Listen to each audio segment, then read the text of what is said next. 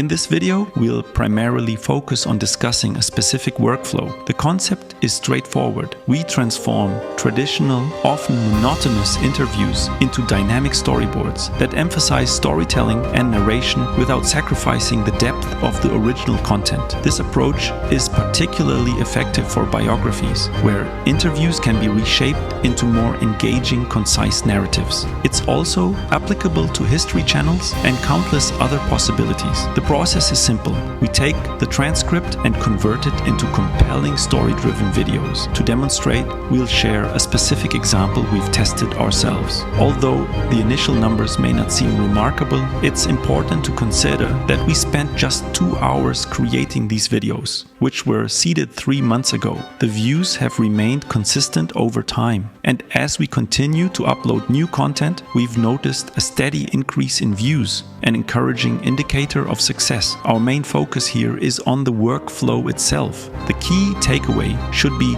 understanding the workflow so that you can develop your own.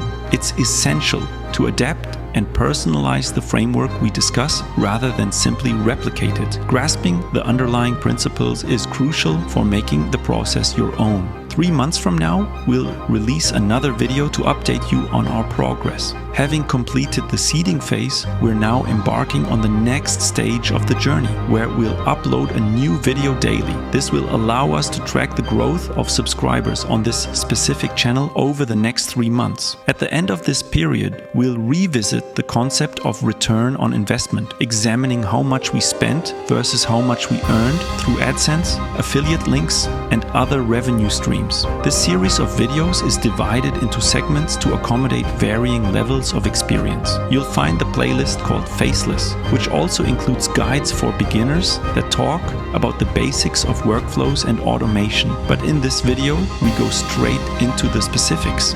Keep in mind that for this video, you'll need some basic knowledge of Airtable and automation tools, which might be too advanced for some viewers.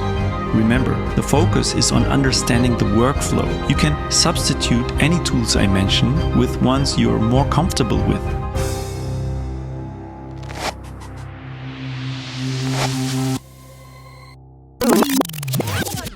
Alright, so the idea here is pretty straightforward. We've got this video that's essentially just an interview. Simple setup, black background, minimal cuts, and no extra B-roll. It's just one person being interviewed. Technically, this is also a faceless channel, and since we own the channel and have direct access to all the guests' information, we can transform these interviews into short stories. We've already got the permission from the guests to do this, so there shouldn't be any issues with creating these short stories. But really, you could use any interview and turn it into a short storyboard. So let's take this video and transform it using AI. The result will be something like what we've done before with another small channel we tested a while back. Even without any promotion, it's already gained a decent number of views, which is encouraging. In that video, we used a storyboard, and about 95% of the entire process was automated. Now, I'm going to explain how we did it. The entire process boils down to 3 major steps. First, the video creation itself. Once the video is created, it moves into the publishing stage, which involves several steps and sub-steps that we'll cover shortly. After that, there's the completion stage. But let's start with an overview before diving into the specifics. When we look at the map of the creation process, it might seem more complicated than it actually is, but it's really quite simple. Here's the big picture. We take the transcript from the video, run it through AI to transform it, and then create a voiceover. The voiceover is initially in English, which we then translate into Filipino because the main purpose of this video is to tell a short story in Filipino. Once we have the translated voiceover, the AI generates a storyboard. The storyboard looks something like this. Again, we'll go into more detail later, but for now, we're just getting the big overview. After that, we end up with a finished video. Of course, the process is a bit more complex, but in essence, it's about editing and adding some basic zoom effects. That's the basic idea behind these videos. Now, let's talk about the video production process in more detail. First, we get the transcript and generate a new Airtable record based on it. Then, in Active Pieces, we create a story, generate a voiceover, translate the voiceover, create a storyboard, and then another storyboard. We combine them into a CSV file and upload that into Airtable. This might sound a bit complicated, but let's dive into Active Pieces to break it down. We'll focus on the first step for now. To simplify everything, you need a database that makes the process easier. I recommend using Airtable, but I won't go into how to set up Airtable in this video. That's been covered in previous videos, or I'll cover more about Airtable later on. For now, all you need is a field that includes a name and the transcription. We have various fields, but you likely won't need all of them. The key elements are the transcription and the voiceover. In our case, since we own the other channel, we already have a base where the transcription lives. But if you don't have such a base, or if you want to take any interview, you can create another field in Airtable where you paste your transcripts. This way,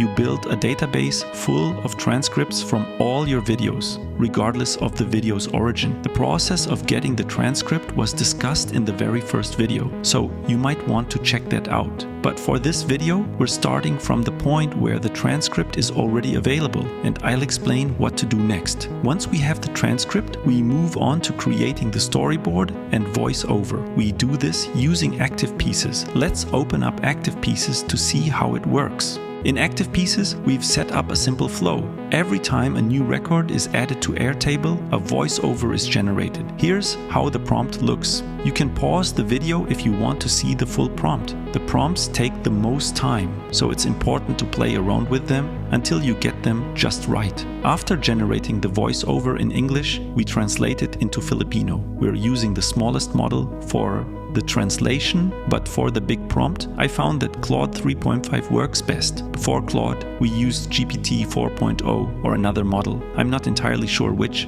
but I think it was GPT 4.0. Next, we create the storyboard. This part is quite specific because we have pre-made characters in the software we're using, and we want the storyboard written in a particular way. This is highly personalized, so you might only use the first part of the prompt if you're taking notes. Inside Catalyst, we have pre-made characters, and we include them in our prompt. When we open Catalyst, we see these pre-made options like cinematic oil painting, comic book, and so on. We decided to go with the simplest option because we don't want the storyboard to look overly polished. It should focus on the story itself, not on how great the images or editing are. So we create a simple story with basic visuals. Inside Catalyst, we can add characters. We choose those that look closest to the Filipino audience we're targeting. Filipinos often have a mix of Asian and South American features, so we pick characters that match that appearance. After setting up the characters in the prompt, we generate the storyboard twice to give us more options later on. Then we create a CSV file using Google Drive. With Active Pieces, we take the text, generate the CSV, and update the Airtable record. This is how you generate the voiceover and storyboard in terms of text generation. Once you have the voiceover script, translation, and storyboard ready, you can use a tool like ElevenLabs to generate the voiceover. Although this can be automated, we're still testing the best length for voiceovers. Once we finalize the ideal length, we might automate this part too.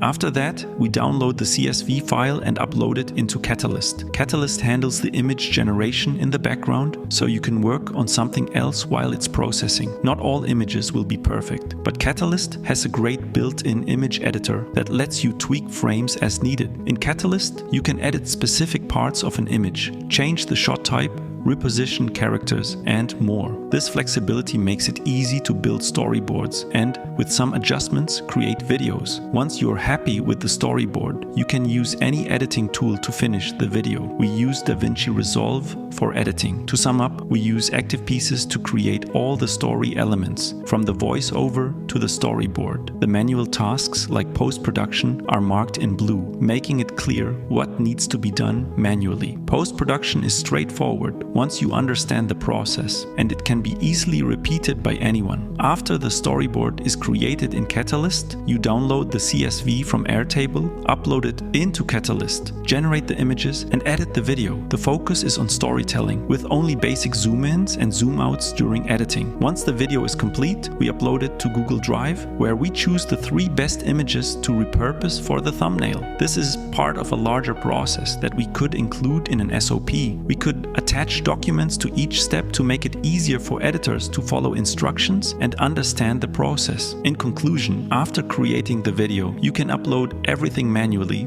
or move to the next step where almost everything is automated, saving you a lot of time. Alright, let's continue with the process now that the video has been uploaded to Google Drive. Here's what happens next. The trigger for the next steps is when the video upload to Google Drive is complete. Once the upload is finished, it automatically syncs with Airtable. For this to work, the editor just needs to upload the video to the specified folder in Google Drive. From there, automation takes over most of the tasks. This is where the real magic happens after the editing process. Let's assume a video has been uploaded. What happens next? Essentially, there's a mirrored connection between Google Drive and Airtable. Airtable has a built-in sync option with Google Drive, which is fantastic because it doesn't require consuming any additional credits or external tools. It's all built in. To set this up, you simply create a new base in Airtable, choose Google Drive as the source, and select the correct folder. This will populate Airtable with the items in that folder. Of course, you'll want to filter out any unnecessary files so that only the relevant ones are displayed.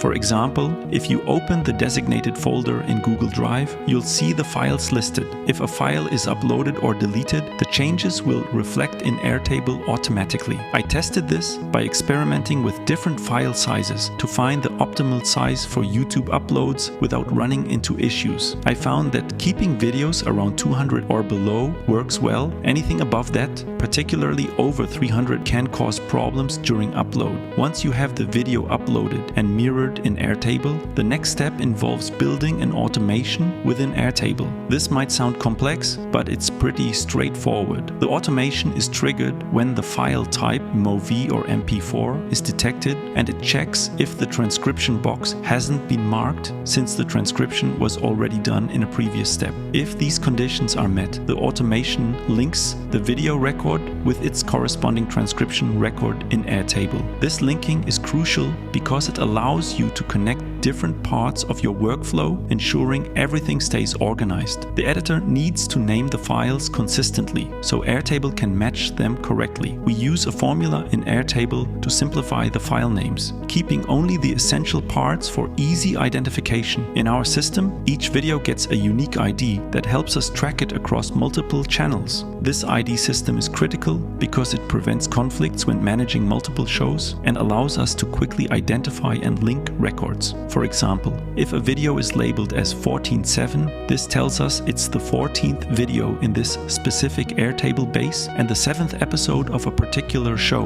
Once the records are linked, the automation updates the status to indicate that the editing is done. This is important because the automation only triggers after the video has been uploaded, which signifies that editing is complete. Now, with the video marked as editing done, we move on to the next stage. At this point, the video is in Google Drive, but we still need to add the thumbnail, title, description, tags, and hashtags. When Airtable syncs with Google Drive and the records are linked, it triggers the next set of AI-driven automations in Active Pieces. These automations handle various tasks like writing the video description based on the transcript or voiceover, generating the title, tags, and hashtags. You can set up one prompt to handle all these tasks at once, which is more cost-effective and ensures consistency. However, we found that separating the tasks and letting each AI handle one specific job yields better results, albeit at a slightly higher cost. Sometimes the AI output needs cleaning up, especially with quotation marks and markdowns. We use a small code snippet to clean up these outputs, removing any unnecessary formatting that might interfere with the final product. Once the description, title, tags, and hashtags are generated, we move on to creating the thumbnail prompt. The AI suggests a few words that could be used for the thumbnail. Although we're not aiming for the absolute best results, we're striving for a good enough quality that gives us 8% of the results with 20% of the effort. This prompt doesn't feed directly into Airtable because we use ClickUp for project management. The thumbnail ideas, along with some SOP guides and instructions, are sent to ClickUp as tasks. This step might seem unnecessary if you use Airtable for project management, but we prefer ClickUp for its capabilities. Let's see how this works in real life. When we run the automation, It checks if a ClickUp task with the correct video ID, e.g. 14.7, exists. If it doesn't, the automation creates a new task with the relevant details. As the automation runs, it goes through the steps, generating the AI outputs, cleaning them up, and creating the ClickUp task. Once completed, the records in Airtable are updated and the task in ClickUp is generated. We have the 14-7 task, and now we've added our thumbnail ideas. These ideas are mainly here for the thumbnail itself. 14-7 has moved to the next stage. What does this mean? Let's head back to the overview. We've completed the title, description and tags, created a ClickUp task, and updated the Airtable base. Once the thumbnail process works smoothly, we'll move on to make.com. If you are like, let's go with the simple way. Imagine you have a database that includes just the name, URL, transcript, status field. Now, you'll need to adjust things based on your needs. For instance, you could add a long text field and a voiceover field. But if you're too lazy to watch the first video or get the transcript that way, let's look at another method. Say you have a history channel with interviews like this one. All you need is a Chrome extension like GLASP. You can use it to copy the transcript and paste it into your database. With the full transcript in your database, the AI can use it to trigger actions. If you prefer, you can manually copy the link, take the name and move forward from there. This isn't the method I'd recommend, but it's straightforward. It doesn't require Google Drive or complex automations. Finally, you just need to run the module and instruct the AI. Every time a field isn't empty, create a voiceover or a storyboard.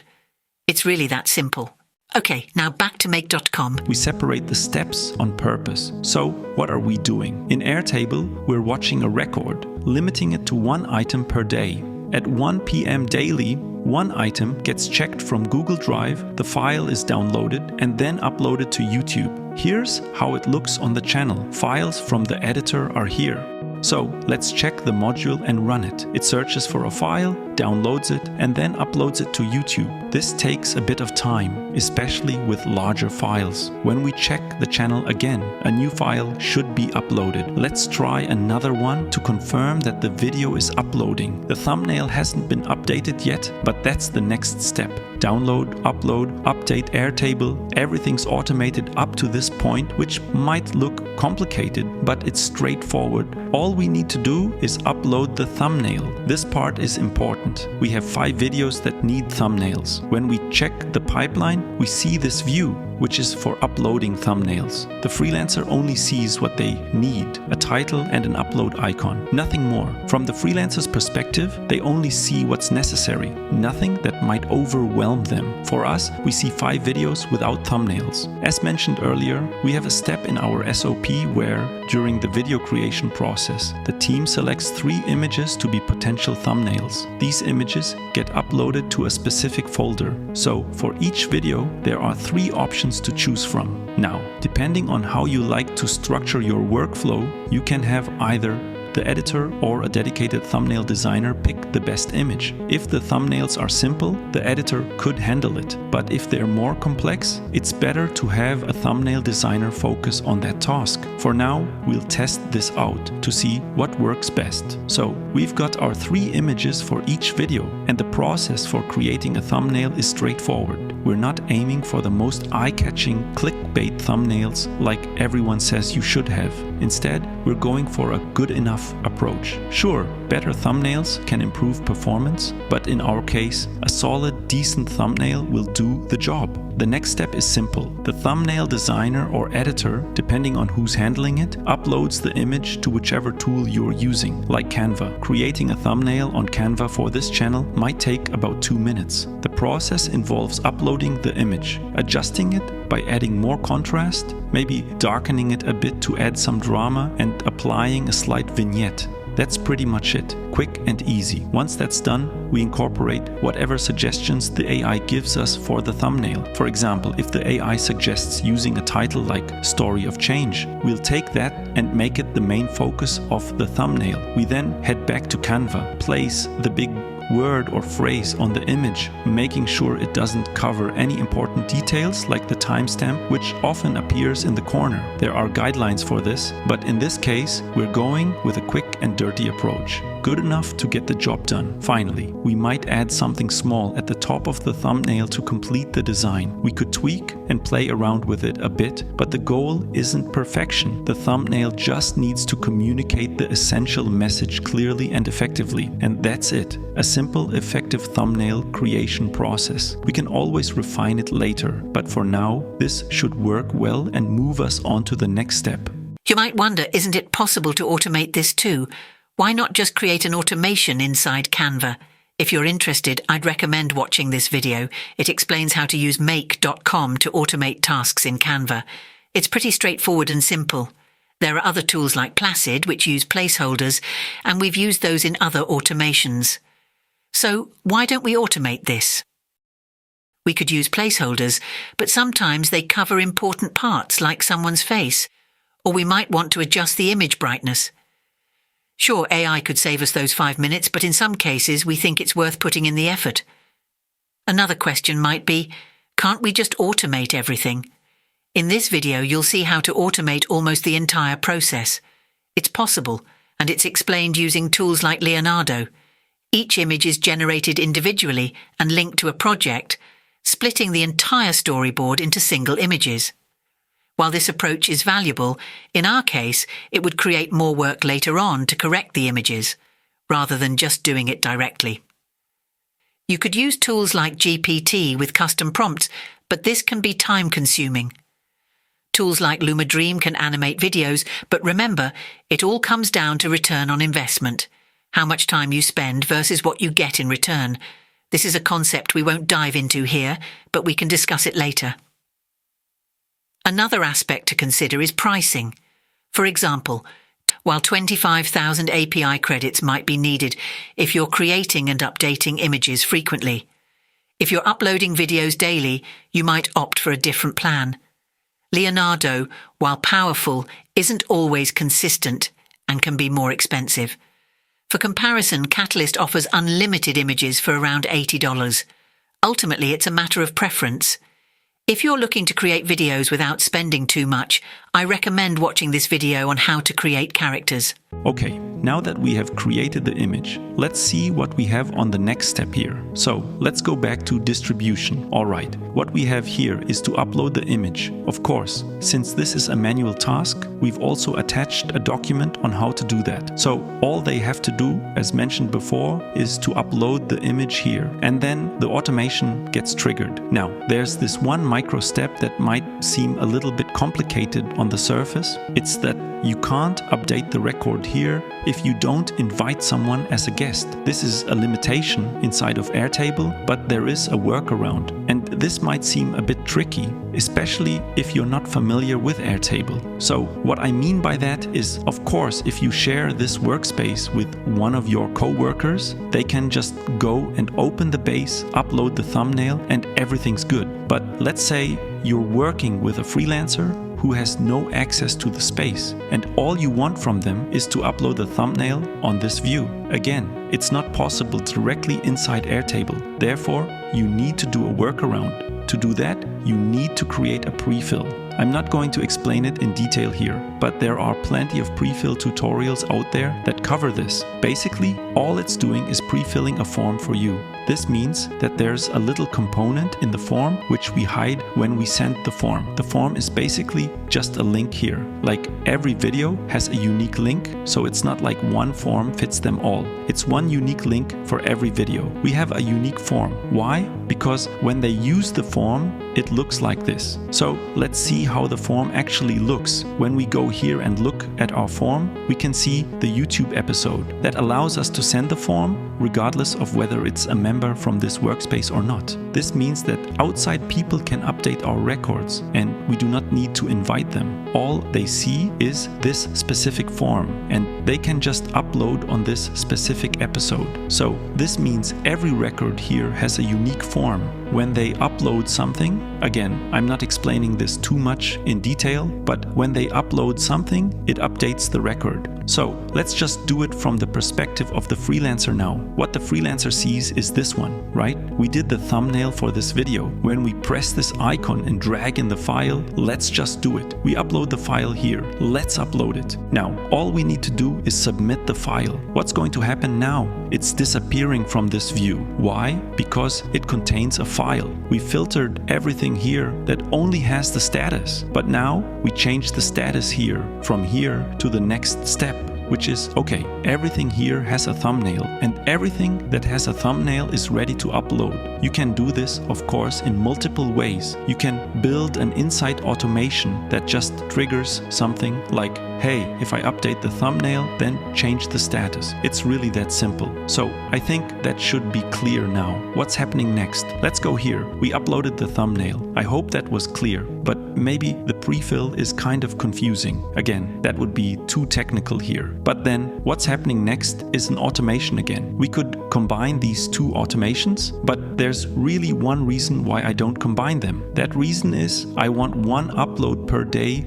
In your case, you could probably combine them. So now that we have the uploaded thumbnail, we're going to make.com. This is where the automation happens. It checks this view here. It looks and only checks this view here, ready to update on YouTube. The video is already on YouTube, as you know from the previous step. So the video is there, but it's not yet published. So you can use webhooks, you can use other triggers, but in this case, we want it to be scheduled every day at 11 a.m. One upload. What's it doing? It's taking the record there, downloading the file. So here we store the file. We get the file here from this attachment, and then it changes the thumbnail. Let's go to YouTube here and see how it's changing. We're talking about this episode here specifically. Okay, it sets the thumbnail and then updates the video to public. That's all it's doing once a day. So we don't have to think about it. It's running in the background automatically. Then it changes the record inside of Airtable. So let's open Airtable. So this one here, as we can see, 26 minus 39 is thumbnail uploaded. Let's open it so that we can really see the progress here on this video. As we can see here, the thumbnail is uploaded. Okay, now let's run the module and see how it's going. Now it's downloading the file. Now it's changing the thumbnail. And of course, we don't see anything right now, but let's refresh the site here. And here we go. This was the thumbnail we set. It's public. And when we go here to our base, look at this one here. The status has also changed and it disappeared from this view. Okay, I hope that was clear now. Now, of course, we could do it again, but I don't want to overload the channel, but it would do the same thing. It didn't have a thumbnail before, now it has one. Now it's public, and now we just need to check in, maybe once every second week, to see how things are progressing. Are the thumbnails looking good? How is everything performing? So that we can tweak all the little things here. Okay, let's go back to the big overview. It's simple. Once a day, it updates based on this trigger, updates the thumbnail, changes the video status, and updates Airtable. Done. We are done. We have distributed. We could, of course, think about more options, like whether we should distribute through Facebook, Instagram, TikTok. That would be no problem at all. It's super easy, but it's not our main focus. So we'll leave it at that. This should be it here, and we can now move on to the last step. As we wrap up, it's crucial to remember that the work doesn't stop once the video is made and distributed. You also need to consider what happens after. The follow-up tasks that are just as important. While we won't dive into the details here, it's essential to have a solid process in place. If you're working with freelancers, for instance, ensure you have a clear SOP for tasks like invoicing and maintain a well-organized database for tracking expenses. This might not sound exciting, but these steps streamline your workflow, lower costs, and ultimately boost your return on investment. I could have shown examples with bigger numbers, but it's crucial to keep everything in perspective. How much time are we really investing from start to finish, and what are we getting in return? We need to be honest with ourselves. Yes, better quality might attract more attention, but at what cost? There are countless ways to start a Faceless channel and plenty of examples to learn from. But instead of just watching, it's time to take action. Start your own channel, Faceless or not. Embrace the learning process, even if it means failing at first.